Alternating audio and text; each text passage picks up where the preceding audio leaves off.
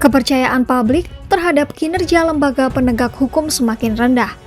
Hal ini terbukti dari rilis survei Litbang Kompas pada akhir Mei hingga awal Juni 2022. Isu korupsi memberikan kontribusi besar terhadap anjloknya apresiasi publik pada kinerja pemerintahan di bidang hukum. Hal ini pun membuat citra Komisi Pemberantasan Korupsi atau KPK menjadi merosot.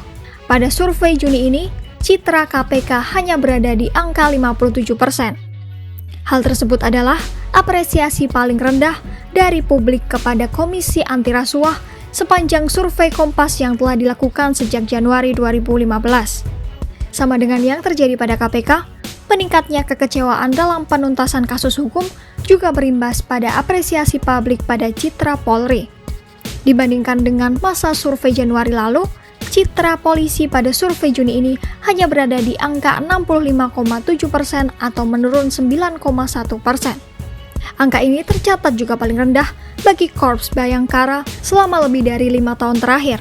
Kondisi serupa juga dialami Mahkamah Agung atau MA dan Kejaksaan yang citranya sama-sama merosot sebesar 11% dan citra Mahkamah Konstitusi menurun sebesar 15%.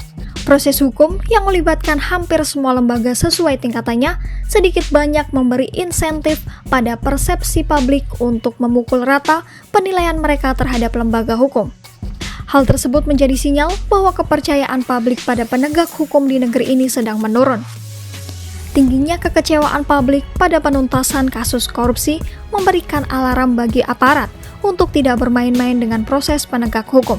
Komitmen penuh pada upaya pemberantasan korupsi menjadi pintu untuk memperkuat kembali kepercayaan publik pada agenda penegak hukum di negeri ini.